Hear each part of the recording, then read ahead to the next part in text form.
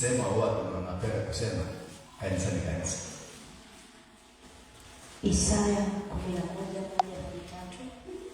Maandiko inasema, basi litatoka chipukizi katika shina la Yese, na tawi litakalotoka katika mizizi yake litazaa matunda.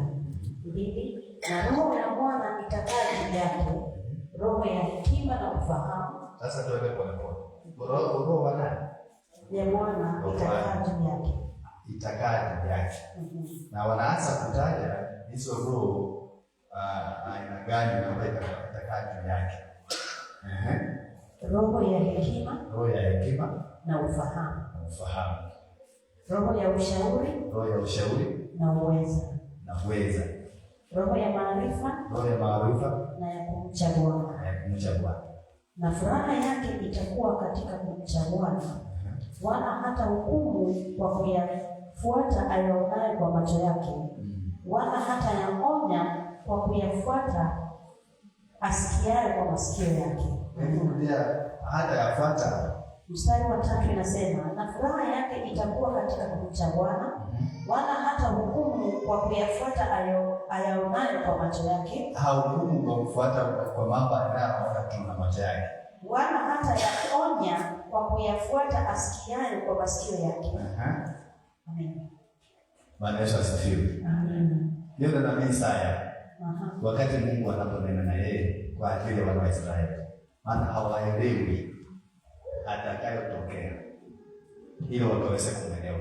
Wakati moja Pastor Twasha alisema mpaka wakati wa leo kuna wengine wa Yahudi hawajui mwelewa Kristo, hawamjui, wanafuata dini zao.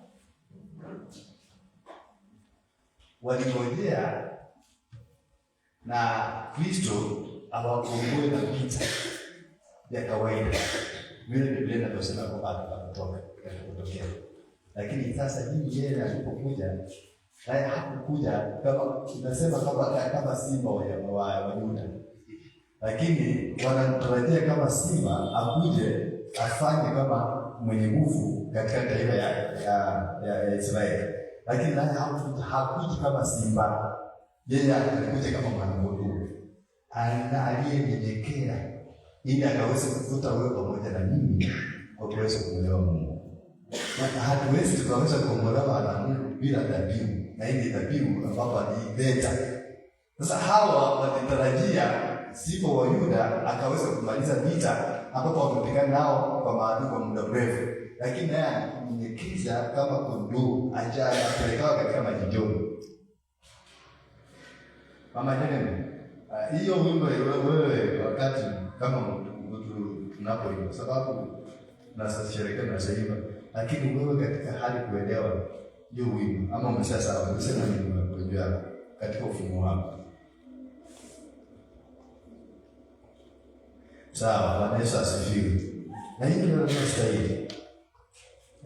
Pastor Twasha amemalizia wakati alipoleta kina Esther na Mordekai, akasema Esther aliambia Mordekai niombee, maana ingawa ninaokuwa na nafasi lakini nastahili niombee, na mama hapa anastahili aombewe ili awe na roho ya afunuliwe katika njia atakayomwendea mfalme, maana ilikuwa ni sharti.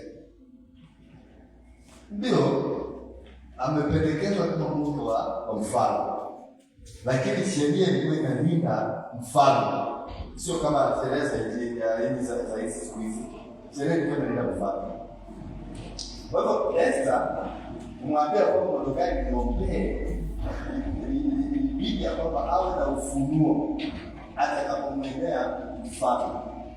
Sasa wakati huu hamwendei kama bibi yake, maana ataweza kuuawa wakati wote. Kwa hivyo alikuwa anastahili awe na ufunuo atakayemwendea mfalme ili mfalme akaweze kumpokea. Na ndio unaona anaambiwa na wakati anasema kuna opportunity ambapo Pastor wetu amefundisha hii ya oil, kuna wakati kuna ruhusa. lakini anastahili atakapokuwa hapo na wakati anaguza vizuri, anastahili sasa afunuliwe ataendelea kwa hiyo kitu namna gani. Na Esther alipofikia katika wakati baada ya siku 3 kuombewa, akapata ufunuo kuelekea mfalme. Nani alikuwa anatesa wana wa Israeli? Nani alikuwa kinyume kwa wana wa Israeli wakati ule? Alikuwa Haman. Si ndio? Yeye alikuwa anatesa wana wa Israeli kabisa. Anawapangia wauawe. Maana alitaka kuchukua nafasi atembezwe, yaani awe kama mwenye anastahili mbele ya mfalme. Basi alikuwa kinyume na wana wa Israeli. Anapanga mambo yote ili wauawe.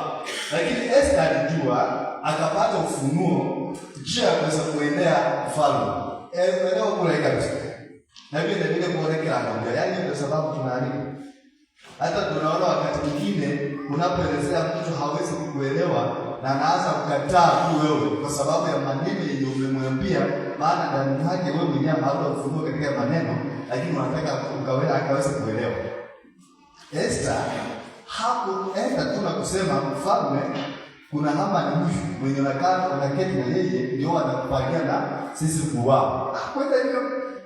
Lakini alianza kusema iwapo mfalme unaweza kubali pamoja na nani? Na Haman. Ndani mwake Esther hakuanza kuchukia Haman. Maana alitegemea kwanza na maneno atakayesema ikubaliwe kwanza na mfalme. Na iwapo mfalme atakubali, basi Haman hatakuwa na shida. Na akasema iwapo mfalme utakubali pamoja na adui wako, pamoja na Haman, ni waandalie chakula alafu mkule. Mfalme akaona hiyo ni sawa hizi. Sawa kabisa na Haman. Hapo yeye alikuwa kama wakaribu kabisa mfalme. Lakini kando na mfalme na Haman, mfalme hakujua kwamba Haman ndiye anapanga mambo haya ili Wayahudi wauawe. Esther ndiye anajua. Lakini unaona sema nikarabisha pia na Haman. Wewe pamoja na Haman. Sasa mfalme alipoona kwamba Haman pia amekarabishwa na yeye mfalme kwa kule chakula, mfalme akakataa, anasema Esther, kama ni hivyo tutakuja. Na mara kwanza wakaenda wakashiriki meza. Alafu tena Esther akashiriki akasema iwapo mfalme ungenipenda tena niandae meza wewe pamoja na Haman. Sasa wakati mfalme alipokuwa amekubali pamoja wakati na Haman katika meza moja, ndio sasa Esther anaanza kusema maneno yenye kumuumiza moyo kwa mfalme na kwa Haman ameketi. Ambapo Haman hawezi kuepa, ameketi. Sasa wakati mfalme alipotaka kusema na Esther ni nini na kusumbua, sababu muuliza swali, ni nini nayo kusumbua? Hata kama nusu ya mali yako nitafanya, nitakupa tu. Nini na kusumbua? Esther anasema mfalme uishi milele, lakini sasa mwenye anatusumbua, mwenye anapangia Wayahudi kifo ni Haman. Ameketi pamoja na mfalme.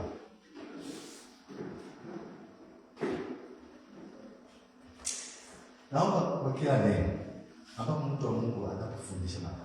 Hapo ilifika mahali fulani hata Paulo alikuwa katika Ephesians akisema hata kama malaika wa Mungu iwapo hamwezi mkanielewa yale leo wakulia kama wafundishi. Hata malaika wa Mungu akishuka hapa kufundisha hamtaelewa.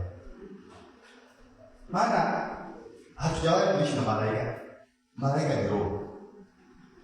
Lakini mimi na wewe tunashiriki kwa mwili, tunaelewa.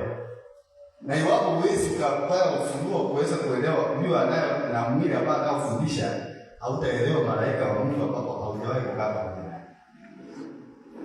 Na tena malaika anaenda by instruction. Anaenda kwa maagizo. Usipofanya hivi, yeye hawezi kupembeleza kama mwingine. Kwa hivyo naomba kila wakati wote mtu wa Mungu anaposimama katika hali ya kumfundisha mahali kuhusu moyo wako, roho wa ufunuo au juu yako, akufungulie zaidi. Ndio basi kwa Mungu. Hata kusoma ujumbe mahali hapa kidogo alafu nilete mtu. Na iwapo mtaweza kuelewa, amini muelewe kama mtasafuliwa. Sababu sasa ufunguo ni wewe. Unajua tukiwa vile tofauti, kila mmoja wao wetu hata ufunguo.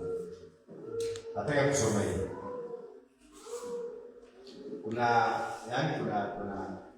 Kuna mmoja aliyepitisha ujumbe kwangu na alionyeshwa katika hali katika ndoto. Nasema baba naliota tulikuwa kwa sherehe ya kanisa, lakini hakufanyia kanisani. Alafu maji ulikuwa unakungojea, wewe ulikuwa unaenda tamu, yaani mimi. Kisha kuja na lori na Esther Matindi, ndio sasa msana wangu alionekana akisema kwani baba afike. Na ghafla tulishangaa tukiingia na tuasisti lori kubwa hili.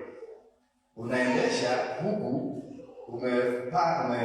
umepanga huku tumepanga line mbili. Unapita tukishangilia juu ya watu walioshtuka kuona ukiendesha ndani commercial bila kusaidiwa na ilikuwa imewekwa tanki mbili ya maji, tanki mbili katika hiyo lori, tanki mbili ya maji, mafuta, alafu nyuma jembe zinakuwa kwa tractor za kulima, na ilikuwa upitie uende na mwaja chache, nayo wamekungoja hapo. Revelation nani anaanza kunipa hiyo kidogo?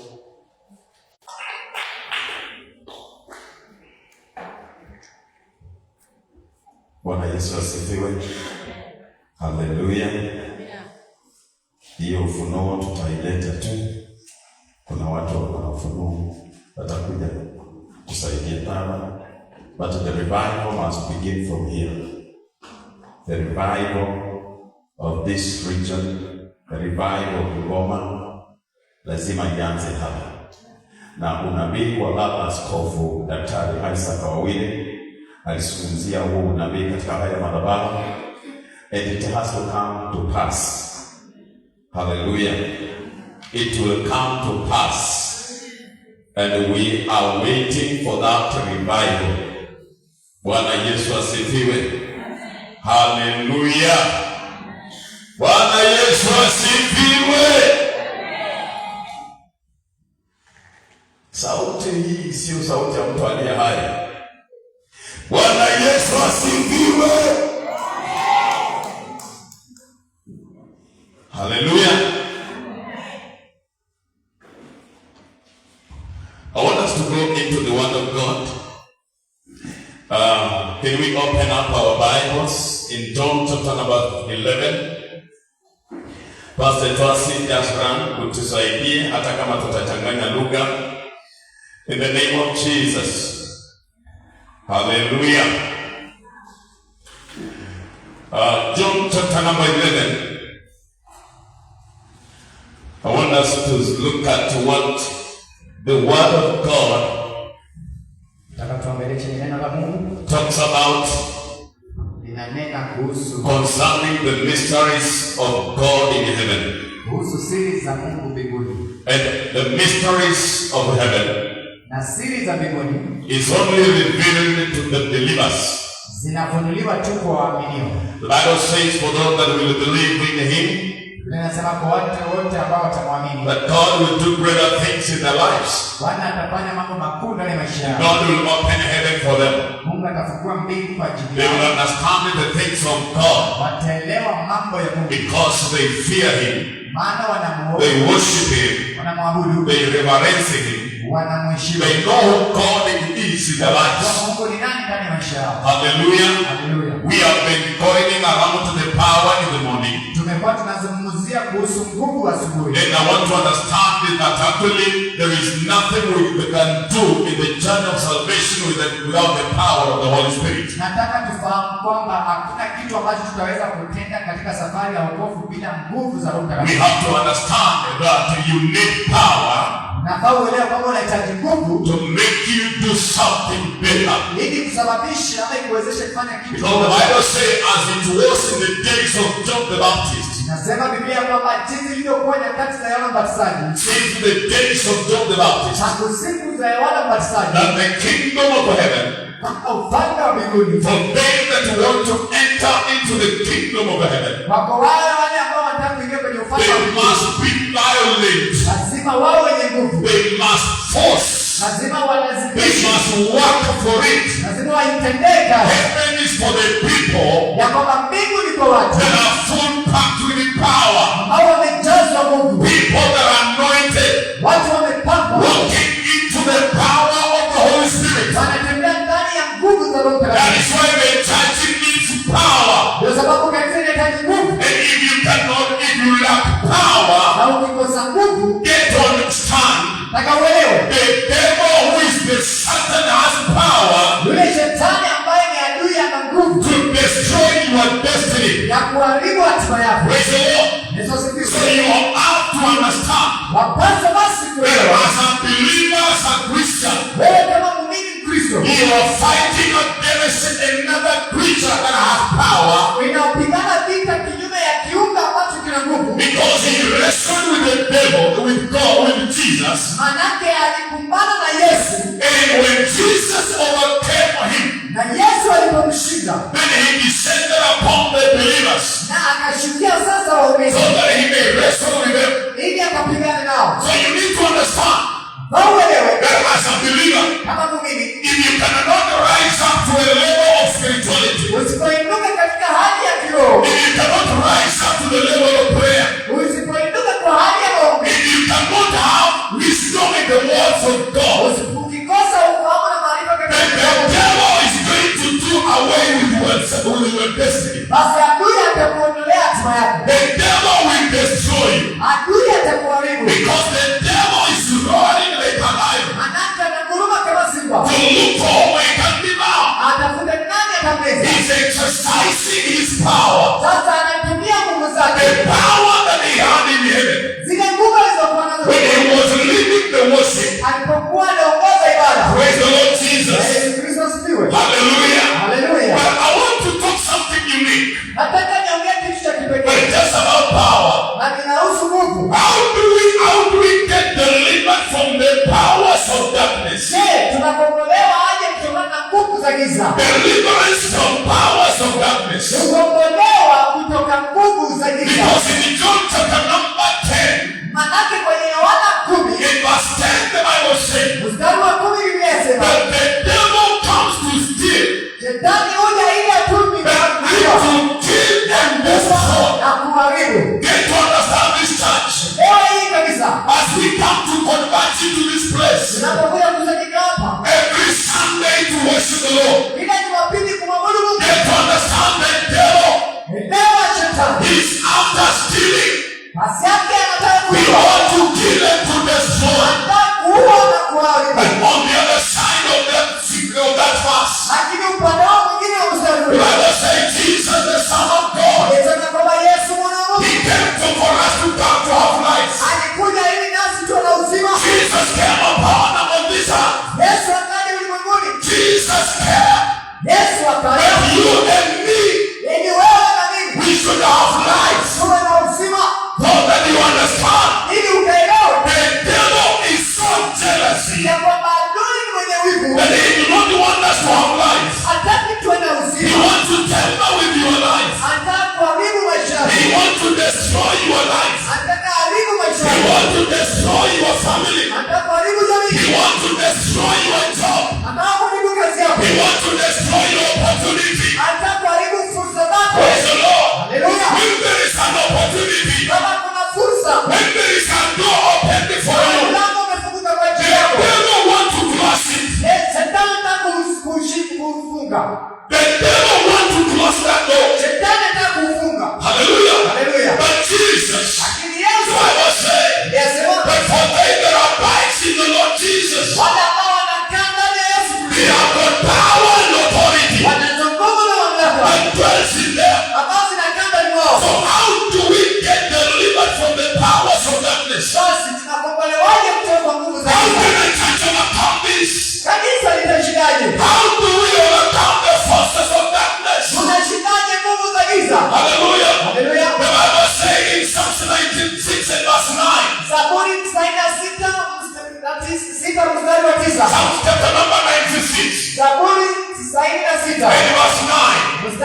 9. What the Bible says? Biblia inasema nini? David said, Daudi akasema, worship the Lord mwabudu Bwana in the beauty of holiness. katika urembo wa utakatifu. Worship the Lord Abudu Bwana in the beauty of holiness. katika urembo wa utakatifu. Let the whole earth tremble before him. Wacha nchi nzima itetemeke mbele zake. Worship the Lord in the beauty of holiness. Abudu Bwana kwa uzuri wa Let us say utakatifu. fear before him. Ya kwamba mtetemeke mbele zake. All the earth, Nchi fear before the Lord. tetemeke mbele za Bwana. Fear before the Lord. Hofu mbele ya Bwana. Fear before the Lord. Tetemeke mbele za Bwana. Hallelujah. Haleluya. When there is fear Kama kuna hofu in the church kwenye kanisa to the believers, kwa waaminio, the devil fears they that fear the Lord. na kwamba shetani anaogopa wale wanaomhofu Mungu. Hallelujah.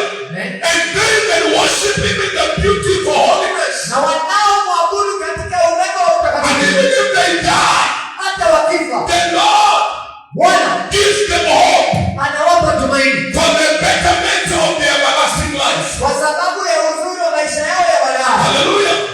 There is an assurity of everlasting, Kuna hakikisho ya maisha ya an milele. everlasting life, Maisha ya an milele. assurance of eternity Kuna uhakikisho wa milele. for those that fear the Lord. Wale ambao wanamhofu Mungu. But let us go into the word of God, John chapter number 11, Turudi kwa Yohana 11. where I want us now to see what the Lord speaks about us. Nataka tuone Mungu ananena nini There kutuhusu. is a man here God is talking about, Mtu hapa Mungu anazungumzia. whose hope was in our Lord Jesus. Ambaye hofu yake kama The man who worshiped the Lord. alimwabudu Mungu. The man who served the Lord in the fear. Alimtumikia Mungu kwa hofu. Hallelujah.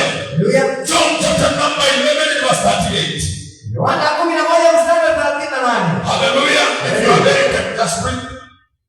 Basi Yesu hali akiugua tena nafsini mwake akafika kwenye kaburi, nalo lilikuwa ni pango na jiwe limewekwa juu yake. 39.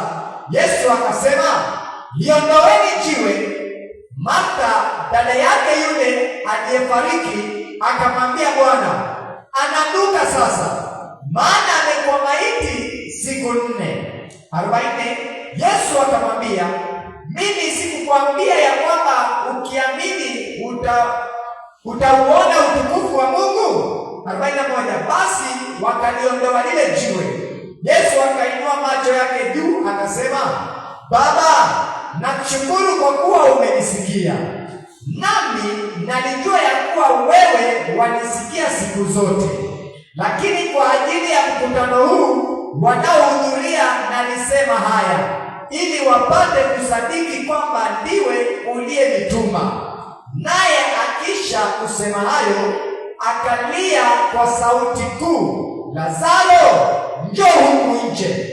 Akatoka nje yule aliyekufa, amefungwa sanda miguuni na mikononi, na uso wake umefungwa leso.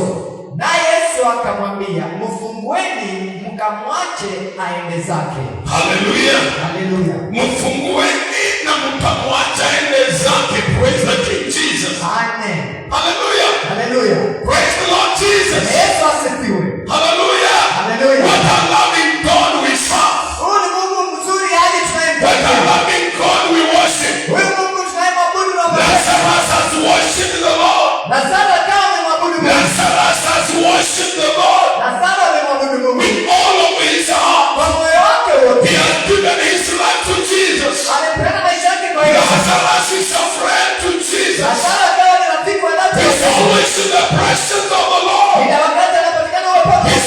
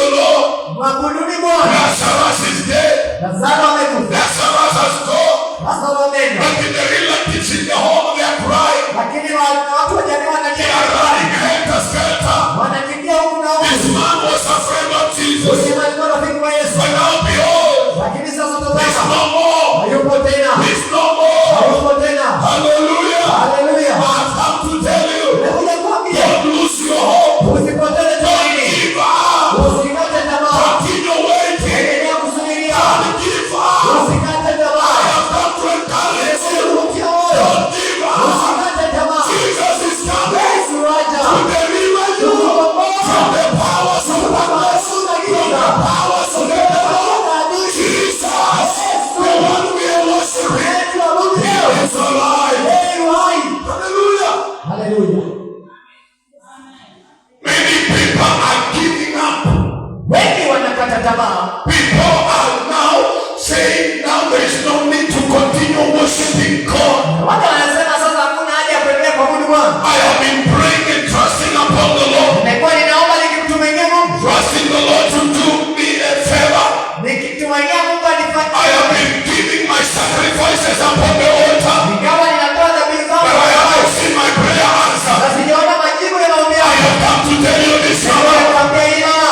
I have come to tell you, Nimekuja kukufahamisha. time is not yet come. Wakati hujawadia. Wait upon the Lord. Subiria Bwana. Thus they will wait upon the Lord. Wanaomsubiria Bwana. Their strength shall be renewed. Watasimamishwa jeupe. And they shall fly like an eagle. Watakuwa kama They tai. shall walk, but they shall not get weary. Watatembea na hawatashiba. Praise the Lord. Asema Bwana. Hallelujah. Hallelujah. For they that accepted Jesus, Aliyemkubali Yesu.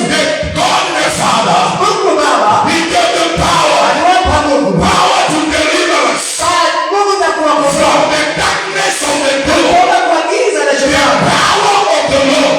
Nguvu za Bwana. In John chapter 1:12, Kwa Yohana 1:12 He said, asema when they were given power, wakapewa nguvu for those that are accepted Jesus, waliomkubali Yesu, for they that received the Lord, waliopokea for Bwana, they that were born again, waliozaliwa mara pili. the power of the Lord, Zile nguvu za the Mungu, power of heaven zile nguvu za mbinguni is with them. niko nao. Hallelujah. Hallelujah. They can go through this. Wanaweza kupitia nguvu za They Mungu. can go anywhere. Wanaenda popote. Death has no power. Hazina nguvu juu yao. Sickness has no power. Magonjwa haina nguvu juu yao. Hallelujah. Hallelujah. Praise the Lord. Let us be with. We have nothing to fear. Hatuna chochote cha kuogopa. Mbona The power of the cross zile nguvu za msalaba is with the believers. ziko ndani na Wakristo, It's with the believers. ziko na waumini. You have power. Unazo nguvu, You have power. unazo nguvu, You have power una nguvu to deliver you ya kujikomboa from every powers of darkness. kutoka kwa nguvu zozote zile za giza. That is why you need power. Ndio sababu unahitaji nguvu, You need power unahitaji nguvu to break the yoke of the enemy. kuvunja dira la adui, You need power unahitaji nguvu to overcome riches. kushinda You uchawi, need power unahitaji nguvu to overcome the alignment of the enemy towards your life. ya kwamba mpangilio wa adui juu ya maisha yako unaushinda kwa nguvu. Jesus, Yes. He goes now the 4th day and the 7th. Anaenda siku ya nne pale kaburini, Then He finds mother is crying. anapata watu wanalia, He finds people are in agony. watu wanakuwa People are mourning. wanalia, People are weeping. wanalia. And then mother goes to Jesus. Basi Martha anamwendea Yesu, And then he tells Jesus, na anamwambia Yesu, "Hey, Jesus, Yesu, your friend is dead. ndugu rafiki yako Alati If amekufa. you are here, Ungelikuwa I hapa have not died." angalikufa. Hallelujah. No. Bwana Yesu asifiwe. Amen. Martha anamwendea Yesu, anamwambia rafiki yako amekufa. Ungelikuwa hapa angekufa. Kwa sababu anakosa ufunuo kumhusu Yesu. Yes. Hallelujah. He is omnipotent, omnipresent, and omniscient God. Kwa kila wakati. He is everlasting. The God who reigns everywhere. Yeye anatawala kila In mahali. heaven and on earth. Mbinguni, ardhini, And under the chini, seas. yeye The anatawala. powers are with him. Nguvu zinaye. It doesn't matter. Nijalishi. Hallelujah. Haleluya. I tell you this. Nakwambia hivi. Hata kama alichelewa, Aha. wewe mwabudu Mungu, Yes. wachakulia. Wachakulia. Anamwambia Yesu, Yesu anamwambia, Aha. He is not dead, but he's just asleep. Anapumzika. Hali yako sio kukumaliza. Hiyo ni kitu tu. Hiyo ni kukufungulia malango. Ya kukupatia ushahidi. Ya kukupatia ushuhuda.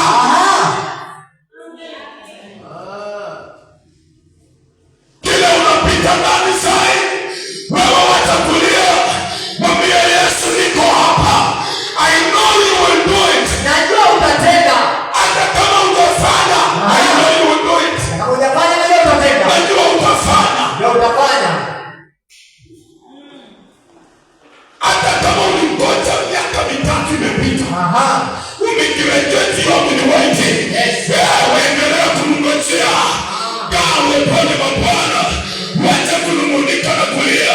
Wait upon the Lord. Subiria Bwana. Yesu akaingia kwa makaburi. Anapofika kaburini, Biblia inasema na Yesu akamwambia watu, ondoweni jiwe. Biblia inasema na Lazaro alikuwa ameingizwa kwenye pango, na wakaleta jiwe wakafunika, na wakasema huenda atafufuka nini, kwa sababu kama huyo mtu mmemzika, mbona mkaweka na jiwe tena? Maana kuna watu ambao walijua huyu mtu ni rafiki wa Yesu, na kuna maneno Yesu alikuwa anaongea huyu mtu akisikia, maana he was very close friend to Jesus, na maneno ambayo Yesu alikuwa anazungumzia kufufuka huenda yanaweza tokea kwa Lazaro. Na wakaenda wakachukua jiwe wakaweka, wakafunikia yeye. Baada ya siku 4 Yesu anafufuka, baada ya siku 3 lakini Lazaro anafufuka baada ya siku 4. Haleluya, Bwana Yesu asifiwe. Maandiko yanasema na Yesu akawaambia ondoeni jiwe. Yesu alikatwa na muondolea jiwe, akakomande, maana mamlaka yako na yeye, uwezo uko na yeye, hakuna cha kumzuilia. Kufungua nao ni yeye, wa kufungua na kufunga ni Yesu peke yake. Hata kama walikufungia, anaamurisha ufunguliwe. Hata kama waliroga, anaamurisha utauyeyushwe. Hata kama walikutupia uvimbe, yeye anasema uyeyuke. Hata kama ni kansa, anaamurisha ipone. Nami kama Yesu akawaambia ondoeni jiwe. Watu wako pale wamelia siku 4 wanamngojea Yesu.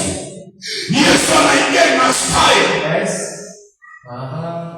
Anaingia ina style. Yeye hawezi enda na zile emotions za watu. Aende na hisia zao. Yeye ni yeye. Anaingia na aende kwa nyumba. Anauliza niko wapi, mmemsika wapi? Mlimrogea wapi? Ni wapi mlisika yeye? Mliweka yeye kwa manyoya. Ninataka mnipeleke pale. Mlirogea yeye. Yesu anaenda to the source. Katika jina la Yesu. Wacha operation ifanyike. Mahali ulirogewa, mahali ulifanyiwa mazingira, let there be deliverance. Uliwe kwa hizo niko, uliwe kwa jina la Yesu. Munipeleke mahali alizikwa. Usinipeleke kwa nyumba. Ninataka mahali alizikwa. Anaenda anashangaa, mbona yatu wamemzika na wamewekea yeye jiwe, wamefunga. Hawa watu walikuwa na mawazo gani? Najua wakati wanaroga mtu wanafunga anga yake, wanasema tufunge anga isiweze kunena juu yake nisema, na Yesu anakuja anafungua anga. Ile anga yako iliyokuwa imefungwa, ninatangaza itafunguliwe kwa jina la Yesu. Ninatangaza ifunguliwe kwa jina la Yesu. Haleluya. Yesu hakuangalia vile wanalia na kumsikiza Martha, kwa sababu Martha anakuja na vitu zake, mambo yake haelewi, hana ufunuo. Amekaa na Yesu lakini haelewi. Naomba Mungu akupatie ufunuo, ukapate kuelewa huyu Yesu ana mamlaka.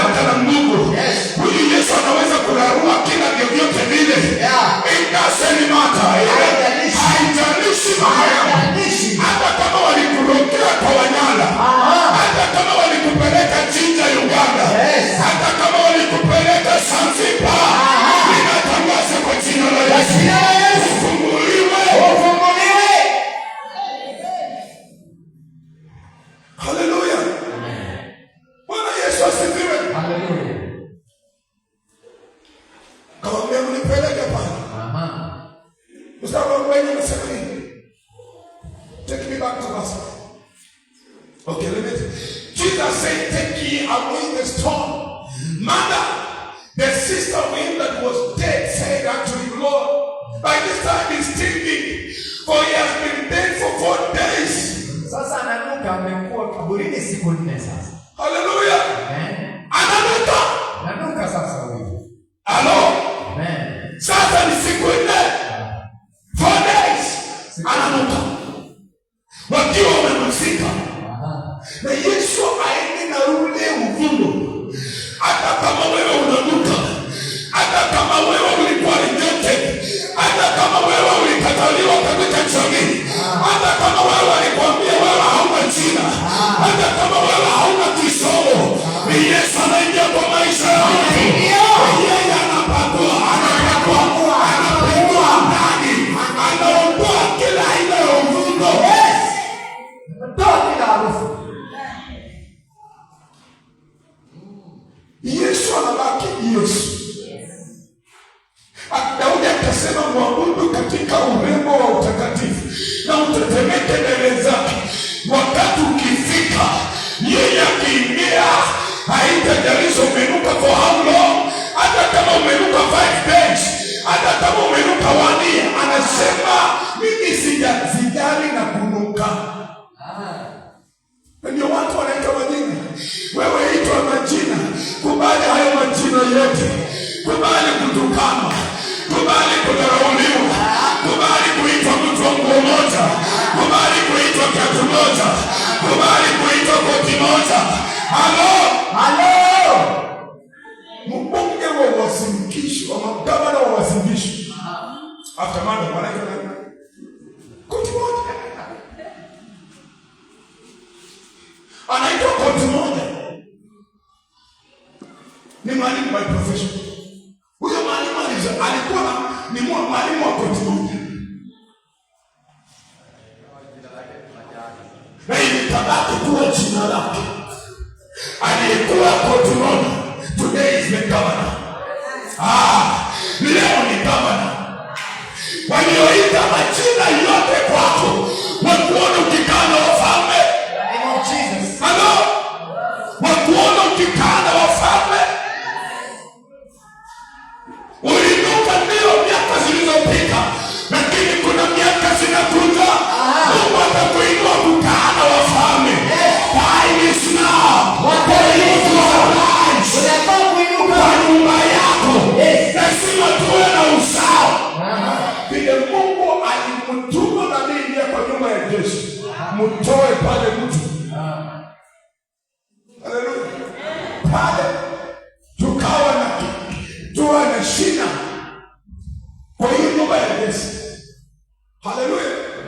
Kwa nyumba ya Joashi tukawa na Gideoni mkombozi. Kwa nyumba yako, kwa neno la kinabii, kwa nyumba yako apatikane mkombozi, apatikane mpako mafuta.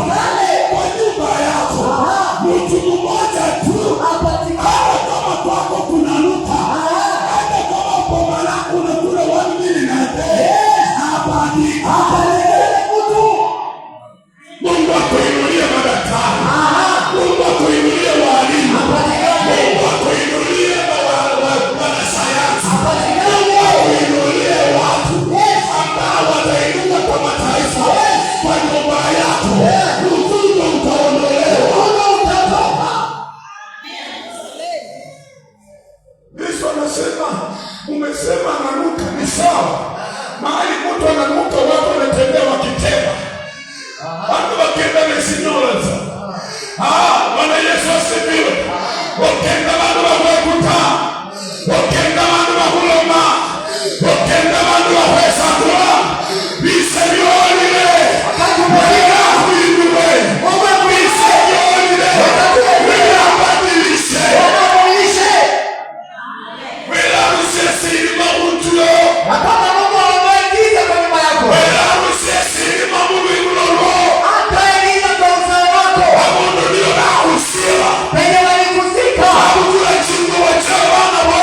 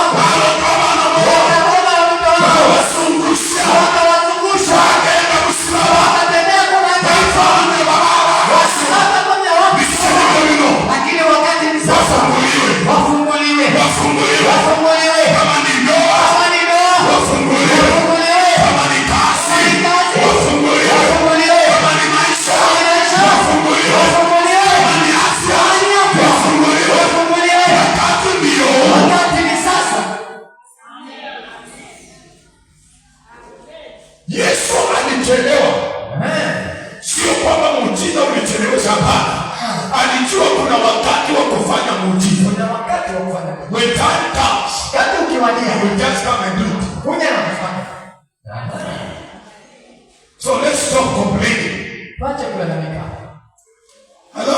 Hello. Wacha kulalamika kwa nyumba. Watoto wako wamechelewa. Sijui sijapata kazi. Sijui maisha yangu iko namna gani. Msubiri Yesu. Endelea tu, hata kama wamekuona unanuka, wamekuona ni kama unatapatapa, wamekuona ni kama unaenda ni kama unarudi, maisha yamekupiga. Hapana, kuna wakati Yesu anakuja to deliver you from the powers of darkness, kukukomboa nguvu za giza na kuketisha na wafalme. John chapter number 12 verse 1. Verse 1 and 2. Let's go there very fast, Baba. Yohana 12 mstari wa kwanza na wa pili. Basi siku 6 kabla ya Pasaka Yesu alifika Bethania. Alipokuwa hapo Lazaro, yeye ambaye Yesu alimfufua katika wafu. Nisomee vizuri tena, rudi hapo nyuma. Basi siku 6 kabla ya Pasaka. Siku 6 kabla ya Pasaka. Yesu alifika Bethania. Yesu akaingia Bethania. Alipokuwapo Lazaro, mahali ambapo Lazaro aliyemfufua, yeye ambaye Yesu alimfufua katika wafu. Ambaye Yesu alimfufua wafu. Mstari wa pili. Basi wakamwandalia karamu huko. Yesu akaandaliwa karamu. Naye Martha akatumikia. Hiyo karamu. Na Lazaro alikuwa mmoja wapo wale walioketi chakulani. Na Lazaro alikuwa mmoja wa wale walifanya nini? Walioketi katika chakula. Lazaro anakaa na mfalme. Yes. Yeye ambaye alikuwa ananuka. Wakati unafika, Lazaro akae na mfalme. Boma lililodharauliwa linaanza kukaa na wafalme, linaanza kukaa na malkia. Mordekai mwenye alikuwa ni Wachra, yeye anaonekana wapi? Ikulu. Kwenye kasri ya mfalme. Halo? Wacha watu wakudharau penye upo. Lakini uko pale for a while. Kwa muda tu. Ni kwa muda tu sana. Leo unanuka machoni pa watu. Watu wanakupita wakusaidii. Wanakuchekelea na kukudharau. Wamekuona wewe ni omba. Waambie hii ni ya muda tu. Hili ni jambo but it is not permanent. Inatoka ndani. Isi ya milele. Wale waliompokea Bwana aliwapatia nguvu na uwezo wafanyike wana, na hizo nguvu ndizo zinatutoa ndani katika minyororo za giza. Yesu akasema hata kama mmemfungia pale siku 4, Biblia inasema siku moja ni kama 1000 machoni pa Mungu. Hata kama mmemaliza 4000 years, 4000 years, ninajua nitamtoa ndani. Israeli walikaa mateso 400 years. Wewe hata kama umekaa 10 years utatoka. Maana kuna uzao katika tumbo lako, kuna uzao kwa nyumba yako. Hata kama ukupanda ndege, vizazi vyako vipande ndege. Kama ukuendesha gari, vizazi vyako viendeshe gari. Kama ukusoma, vizazi vyako na vitasoma. Hello? Mwambia I'm just buying time. Hello? Kubali wito majina yote. Yesu akasikia wananuka. Ninaenda mahali pananuka, siendi mahali kuna marashi. Yesu anaenda mahali kuna uvundo. Mahali watu wanatembelea kando. Alipata Msamaria mwema hapo katika barabara. Ameachwa na watu wakimpita tu. Lakini alipomwona akamwonea huruma. Nitatangaza huruma za Bwana katika haya madhabahu waliyokupita wewe, ukiwa na hayo majeraha, ukiwa umekataliwa. Kuna hayo mtu mmoja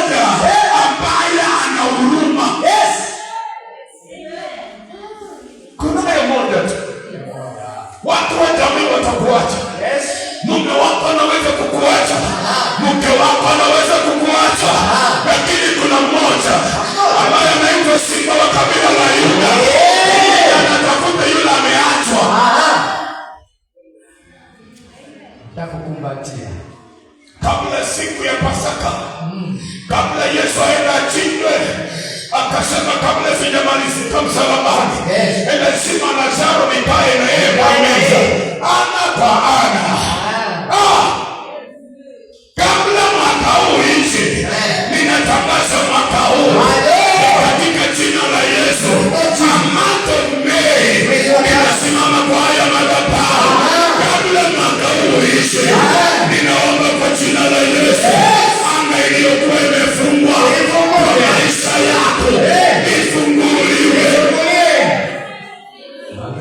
Muujiza ufanyike kwa nyumba yako, ambao watu hawajawahi tarajia, ambao utawavuta wengi katika jina la Yesu. Yesu alipokaa na Lazaro kwa meza, hiyo peke yake ilivutia watu, ikawavutia Mafarisayo, wakakimbia mbio, wakasema tumesikia hapo Bethani mahali kuna Lazaro yupo, twende huko. Someni mstari wa 9 wa Mtoto 12.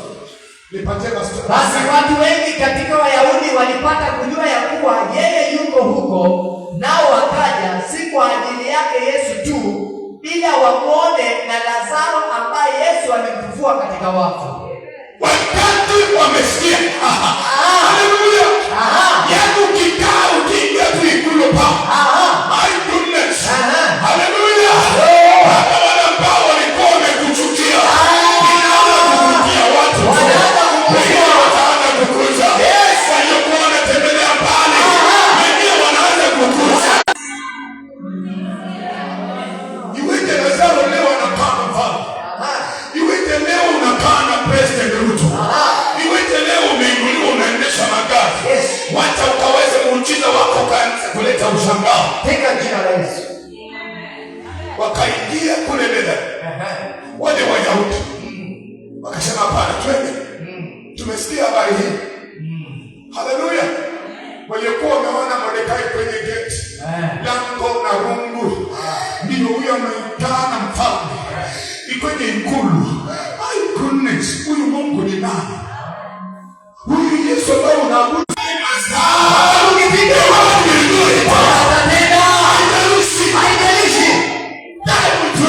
wakati utawadia. And this is the time. Wakati ni sasa. This is the time. Wakati Mungu anaanza kufunua maono haya. When our father is driving a truck, Kati baba anaendesha lori, mafuta yamejaa, mafuta yapo, maji yamejaa, kuna maji, ile neema ya mafuta iliyo juu ya baba, ile neema mafuta hiyo, I download it and release it upon you. achiliwa juu ya maisha yenu. Hiyo neema iliyo juu ya baba, Ile neema baba amefuta, amebeba mafuta, and that is an anointing.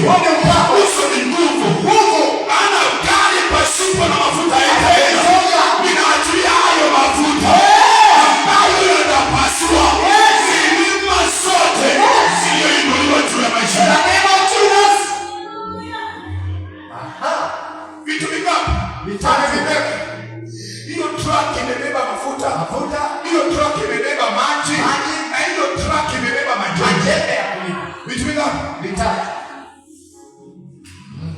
Pokea hiyo neema. pokea katika jina la Yesu. Neema ya mafuta. Neema, Biblia inasema kwamba na nguvu zilipowashukia. Napenda sana Yeremia anapozungumza katika Yeremia 35. Akawaambia enda muwaite wana wa Rekhabu, muwalete katika nyumba ya Bwana. Unapowafikisha kwa nyumba ya Bwana, muwapatie divai wakainywe, divai ambayo itawafungua macho, divai ambayo itafanya laana zikayeyushwe. Walete kwa nyumba ya Bwana, walete kwa nyumba ya Bwana chini ya haya mafuta. Ninawalete kwa nyumba hii, nawaingiza kwa haya mafuta, nawaingiza kwa neema hii. Watu wakati wanabarikiwa in the region of Bungoma, neno hili limeachiliwa na Mwacha. The truck is coming to Mwacha kwa ajili ya wana Mwacha. Pokea neema, pokea neema. Hayo majembe, maji hayo ni uhai. Majembe hayo yanafanya kazi kwa ajili ya mavuno. Haleluya. Revival. It is a spring burning of revival. Chemchemi ya uvuvio. Mstari wa 9. Biblia inasema kwamba in John 12 verse 9. Watu wakaenda kule Bethany. Wakataka kujua huyu Lazaro kweli. Maana wanamwendea Yesu, lakini wako na haja sana kupata kujua huyu Lazaro. Ile hali yake iko namna gani? In verse 9 inasema that people of the Jews therefore knew that he was there, and they came not for Jesus' sake only, but that they might see Lazarus also, whom he had raised from the dead. In verse 10. Nao wakuu wa makuhani wakafanya shauri la kumuua Lazaro naye, maana kwa ajili yake wengi katika Wayahudi walijitenga wakamwamini Yesu. Hallelujah. Then the priests, watu wakakusanyana, makuhani, wapiga Kristo, wasioamini injili ya Yesu, wasioamini zile nguvu na uweza ulio ndani ya Yesu Kristo kwa ajili ya uponyaji. Watu wakakataa. Hata leo ukiwaambia nimeponya kansa, watasema hapana, ulipona namna gani? Wengine ukiwaambia nimepona HIV/AIDS, wanasema hakuna madawa. Yesu hawezi. I want to tell you, Yesu anaponya kansa. Yesu anaponya virusi vya ukimwi. Yesu anaponya magonjwa ya kila aina. It doesn't matter magonjwa gani yamekusumbua miaka uponi. Biblia inasema walipoona hivyo wakaitana watu, they consulted in verse 10. But the chief priest consulted that they might put Lazarus also to death. Wakasema hapana, hata kama tutamkamata Yesu, lakini hata hivyo tumkamate na Lazaro pia tena tumuue. Mtaua yule mwenye amefufuliwa, hata ukimzika atafufuka tena. Zile nguvu zilimfufua mara ya kwanza, yes, zitafufua yeye mara ya pili. Yeye ambaye alizikwa, yeye mwenye uweza yupo, maana alishinda mauti. Biblia inasema kwamba na wakasema tukamuue na Lazaro. Watajaribu hata baada kuona kuna vitu, mtu akasema vitu vijenjaka. Haleluya. Vitu fulani wakati wataanza kukuona katika nyumba ya mfalme, watajaribu tena kutafuta mbinu nyingine. Because shetani hachoki. Shetani hajagiva na yuko mbioni. Anajaribu kurusha mateke, lakini ameshindwa. Hana uwezo. Maana wanashangaa tena Lazaro mara hii ambaye tunamuona alikuwa maskini sana kule nyuma, alikuwa anakula makapi, leo yeye anakula kamega mfalme. Huyu hapana, tuwezi kumwacha. Kuna watu hata ukibarikiwa wanasahau ile hali ulikuwemo ndani kwa hizo miaka za nyuma. Wanasahau wakati unabarikiwa na kuinuliwa, bado wanakungujia tena ili wakurudi chini. Yeyote ambaye anataka kurudisha uzao wako nyuma, yeyote ambaye anataka kuround about your destiny, hata baada ya kubarikiwa, hiyo roho ya kushambulia baraka zako haitapata nafasi.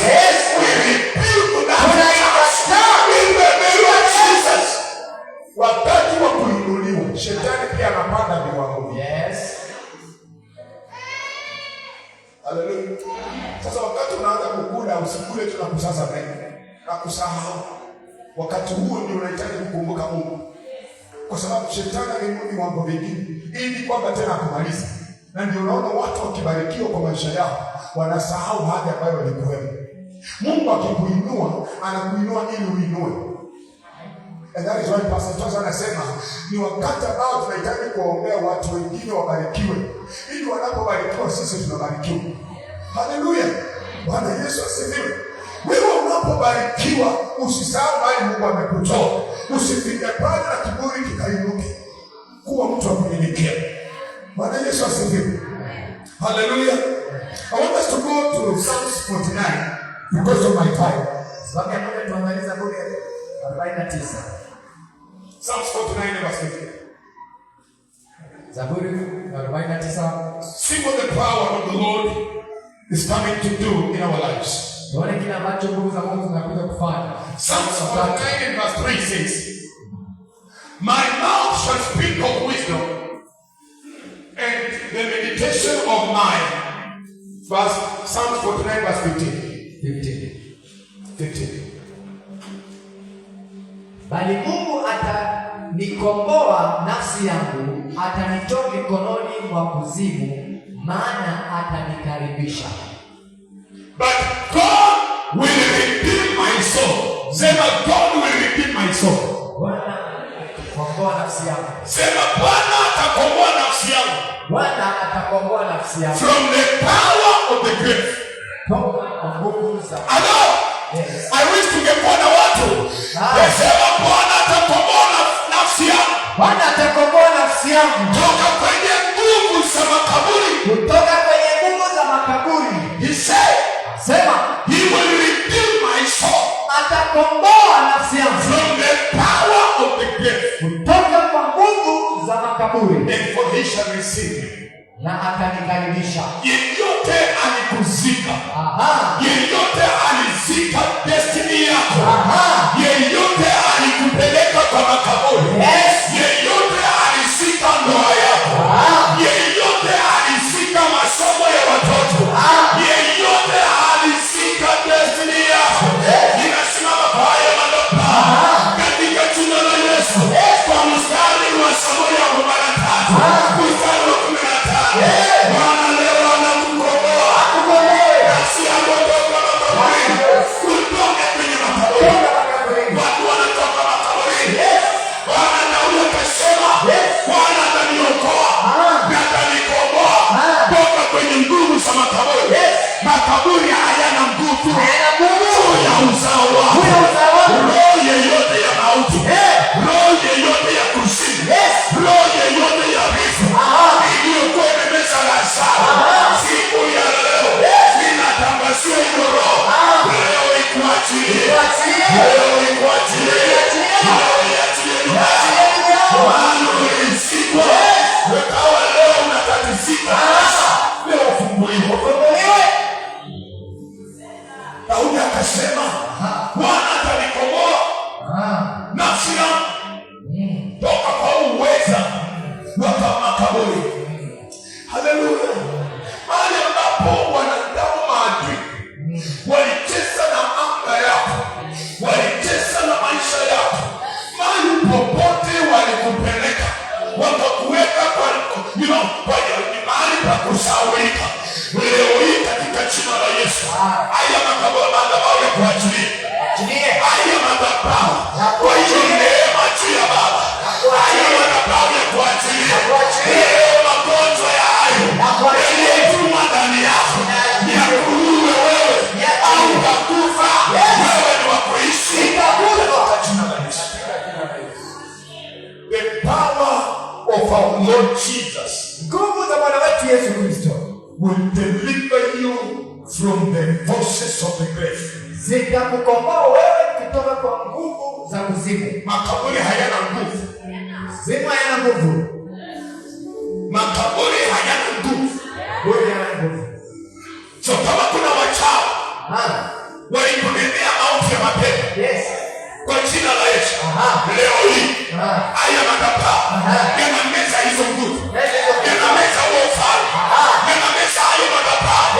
Nyoka zao zigeuze, uchawi wao utoishe, hayo walioyachimba kwa ajili yako leo tunawarudisha, leo wakazikwe hao wenyewe. Number 2, to get here. Psalm 63 verse 3. Psalm 66 verse 3. 66 mstari wa 3. Mwambieni Mungu, matendo yako yatisha kama nini. Kwa ajili ya wingi wa nguvu zako, adui zako watakuja kunyenyekea mbele zako. Say unto God, how terrible are you in your works. Through the greatness of your power shall your enemies submit themselves unto you. I stand on this altar Mama kwenye madhabahu. declare this. kutangaza haya Through the powers of the cross. kupitia nguvu za msalaba, Through the powers of the blood of Jesus. kupitia nguvu za damu ya Yesu. Na mamlaka yote haya madhabahu. Yes. Maadui zako. Hadi zako. Uzao wa maadui. Vizazi hata vizazi. Ambao kila wakati wamekuwa wakisumbuka kwa maneno. Ili ya kwamba tusiwe na yeyote. In your family. Ambaye atainuka. Chochote ambacho kimekuwa kinashambulia familia yetu. Ya kwamba in your family tusiwe na yeyote with a bright future. I have come to declare all your enemies, all your adversaries, all your haters, all your witches, all the people that have surrounded your destiny, they are coming to submit. Wanaenda kunyenyekea chini yako. May the Lord cause them Bwana wanyenyekeshe to submit before you. Yes. Maadui zenu wote waliopiga baba yako, wakapiga shosho yako, wakapiga your uncles, from the bloodline, every blood lineage, every cast from your family, roho yeyote inayowasuilia kwamba msiinuliwe, aliyeanzisha hayo madhabahu leo hii akaweze kuzama, akaweze kuinama, Mungu anawainamisha maadui zetu wote. Nguvu za Mungu zitainamisha maadui zako, maadui ambao walikuwa wanatembea wakiwa vichwa juu. Wakati umefika haya madhabahu ya kupiganie katika jina la Yesu waliokuwa wamekusunduka, waliokuwa wanasunduka malango yako. Si Mungu anafungua hayo malango, akiwanyenyekesha, akiwainamisha maadui zao katika jina la Yesu. So the power of God Hiyo nguvu za Mungu makes your enemies to bow. zinanyenyekesha maadui zako. The powers of God, Nguvu za Mungu, the powers of the soldier, nguvu za the madhabahu, powers of the cross nguvu za will msalaba make your enemies to bow. zitawanyenyekesha maadui zako. Kwa hiyo kijiji unatoka, hao maadui wainame, Wainame wanapokuona ukikuja mbele wa kule kona, msikutane na wao. Wakikuona wanaona moto, wakikuona wanainama, wakikuona wanaona mtu tofauti, wakikuona wanaona mfalme, wakikuona they salute. Why? The power you carry, ile nguvu ambayo umebeba, power of God ni nguvu za Mungu will make your enemies to bow. zitawanyenyekesha maadui zako. Wanapomfikia Lazaro wanashangaa. Wanashindwa tumchukue Yesu, tumchukue Lazaro. Wanasema hapana, tumchukue wote. Lakini watainama. Waliokuona pale nyuma watainama. Watakuona kwa nafasi nyingine. Hallelujah. Number 3. Tatu, Psalm 79 and verse 11. Zaburi 79 mstari wa 11. Psalm 79 verse 11. Kuugua kwake aliyefungwa na kuugua kwake aliyefungwa na kuingie mbele zako. Kuugua kwake aliyefungwa na kuingie mbele zako kwa kadiri ya uweza wa mkono wako, uwahifadhi wana wa mauti. The power of the Lord, Nguvu za Mungu, the power of the cross nguvu za msalaba will preserve you zitakuhifadhi when you are appointed to die. wakati umewekewa mauti ama umekusudiwa kufa. In the appointed time, Katika makusudi yako ya when kufa, the devil appointed your time of death, wakati adui anakusudia ufe kwa he has wakati, put you on the timetable. ashakuwekea kwenye ratiba. When you are going to die, Wakati unapaswa kufa, wamekuweka kwa list. amekuweka kwa Huyu orodha. lazima tumzike wakati fulani. Huyu lazima aanguke na gari wakati fulani. Huyu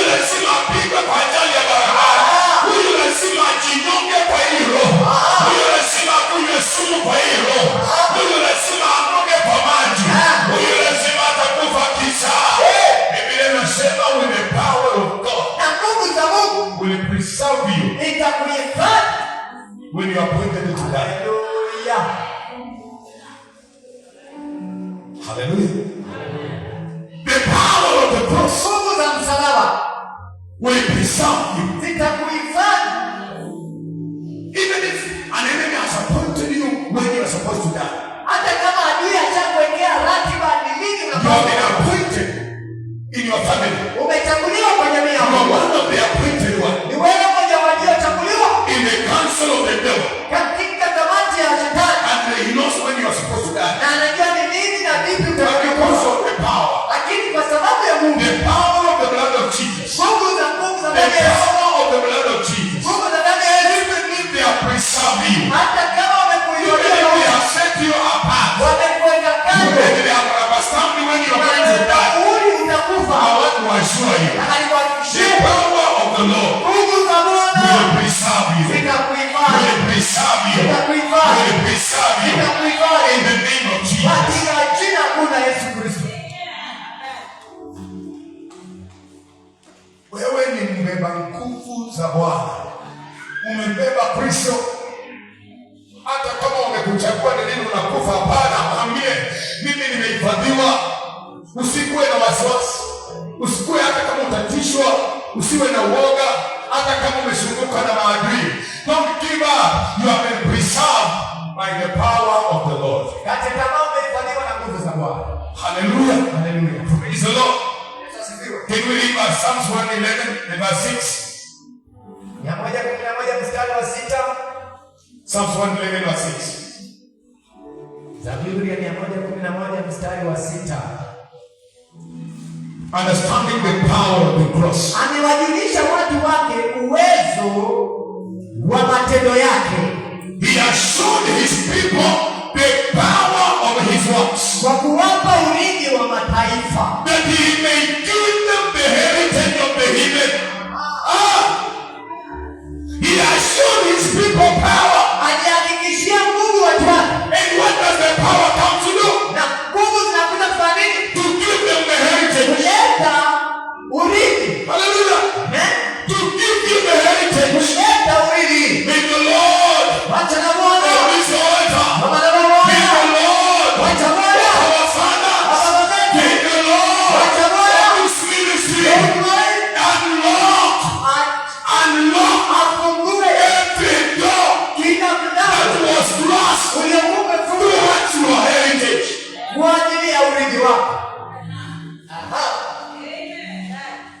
He may give them the heritage of this earth. Ya kwamba wape urithi wa mataifa.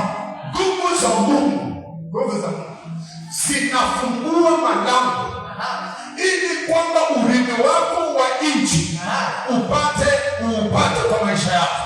So kama kuna nguvu zozote ambazo zilikuwa zinakuzuilia wewe usikung'ang'ane kwa maisha yako, usipate haki yako, kama wana wa Zelofehadi ambao walikuwa wamezuiliwa kupata haki ya baba yao, Biblia imesema na Mungu akamwamrisha Musa wana wa Zelofehadi wapate haki yao. Na ndivyo nimesimama kwa haya madhabahu.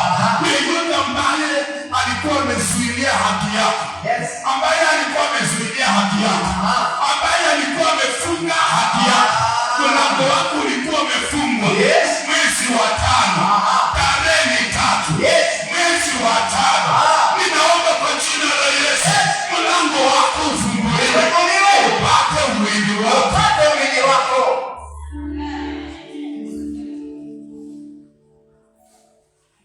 Kuna watu maadui wanakaa mahali na wanapiga sana. Vile wanaenda kukufanya uteseke, vile wanaenda kufanya ulie, vile wanaenda kukufanya tufike mahali utatishe maisha yako. Biblia inasema kwamba baada ya kupokea hizi nguvu, watu ambao wameokoka na wakapokea nguvu za Bwana na Roho wa Mungu anakaa ndani mwao, hizo nguvu ziko na nafasi ya kuwapatia urithi. So katika jina la Yesu upate urithi wako, upate urithi kwa haya madhabahu kwa jina la Yesu Kristo. Bwana Yesu asifiwe. Kama umesoma na makaratasi yako yako kwa nyumba, naomba kwa jina la Yesu yeyote aliyekufungia hayo makaratasi na kibali kikaondoka kwa hayo makaratasi, ninatangaza makaratasi yafunguliwe. Roho yeyote iliyokalia hayo makaratasi, katika jina la Yesu, hayo makaratasi natangaza kibali. Yakupe urithi. Yakupe urithi. Bwana Yesu asifiwe. Because the word of God is full of power. The word of God is full of power. Hallelujah. Amen. Praise the Lord. Amen. The word of God has power. Let me finish up with Isaiah 40:29. Tumalizie na Isaya 40:29.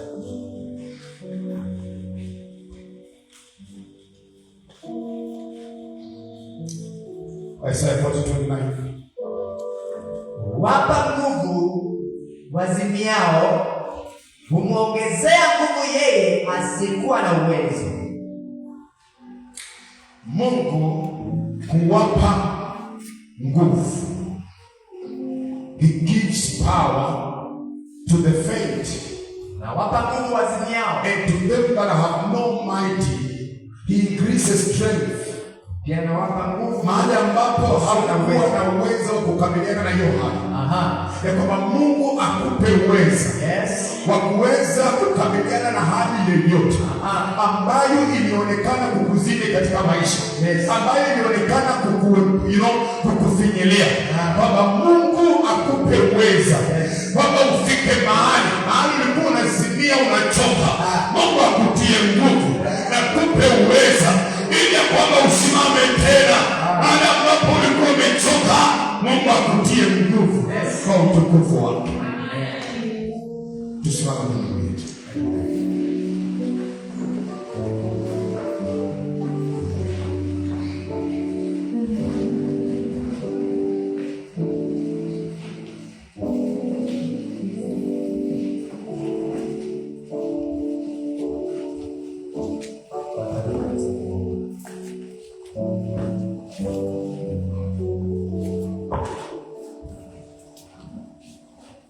Hili neno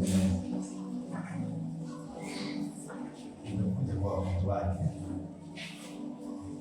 Wako wewe pamoja na mimi.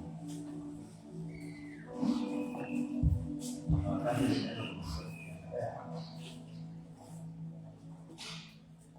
wewe uko mahali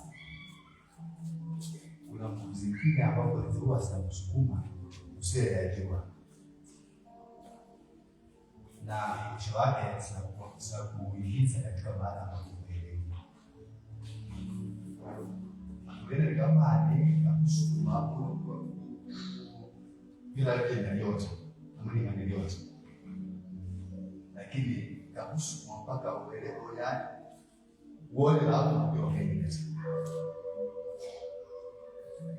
hizo nguvu ambapo nimezungumzia. Unajipata katika mahali ambapo uelewi, na baada ya kupata unajipata katika mahali ambapo uelewi, sasa inakuwa kama vita kujikomboa mahali hapo, mahali ulisukuma makusudi hukutarajia, lakini tayari unapatikana mahali hapo. Sasa unaanza kupambana katika haya ya kuondoka katika hizo nguvu. Inachukua muda mrefu na kwenda kuchukua neema tu ndio ukaweze kupambana na kuondoka katika hizo nguvu. Imetajwa katika hali kama yale maagano ya Mozesi yaliyotusukuma mpaka katika njia ambayo hatuelewi. Na sasa kutoka kwako katika hayo maagano inakuwa ni kung'ang'ana, ni vita tena upya, kutaka kupigana tena. Kwa sababu na amalo yote tusiwe mahali hapa tukasimama. Nataka tuweze kuomba pamoja. Njoo mbele. Tunapambana na nguvu ambazo usielewi, iwe katika ndoto, iwe katika njia nyingine, lakini unasukumiwa katika nguvu ambazo usielewi. Alan with your family, let's just come. Alan na familia yako. Hii sio kawaida. Unasukuma kama kawaida, lakini sio kawaida. Unasukuma mahali ambapo Mungu hutarajia usukume, lakini unapatikana mahali. Yaani magonjwa yanakuja mara kwa mara, huelewi aina gani ya magonjwa. hata wakati mwingine unatibiwa vizuri sana, na mwisho wake hata unaenda tena kujipitisha katika hospitali, wanasema lakini wao hauna magonjwa, lakini kwako wewe unang'ang'ana katika haya magonjwa. Hizo ndio tunazungumzia nguvu ambapo unapatikana nazo wewe bila kujua, na ukupendi, lakini unasukuma tu. Lakini leo kuna ukombozi. Leo kuna ukombozi. Hata japokuwa katika muda mrefu umeonekana ndani katika kaburi, lakini leo umetoka katika jina la Yesu Kristo. Kuna ukombozi.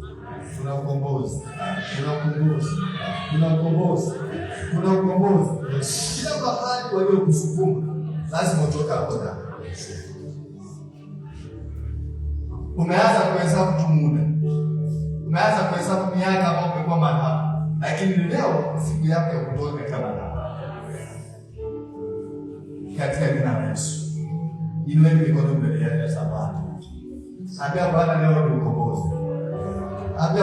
ni ukombozi. Katika shari yako wewe ni ukombozi. Katika jina la Yesu Kristo. Asante Mungu.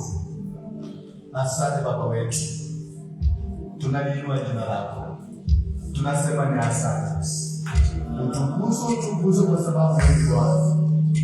Wakati Bwana walipoona Lazaro asitahili kutoka katika kaburi, lakini kwa sababu Yesu hapo katika kila kaburi anakuja kila miamba yote na kuyote ambapo zilikuwa zimekalia Lazaro ndani katika kaburi, yeye anachangaza anasema lazima mambo tunayoelea, lazima mjiwe sio ndani yake.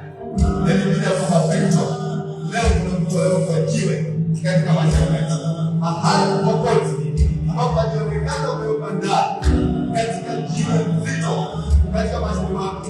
Leo hilo jiwe litolewe katika jina la Yesu Kristo, katika jina la Yesu.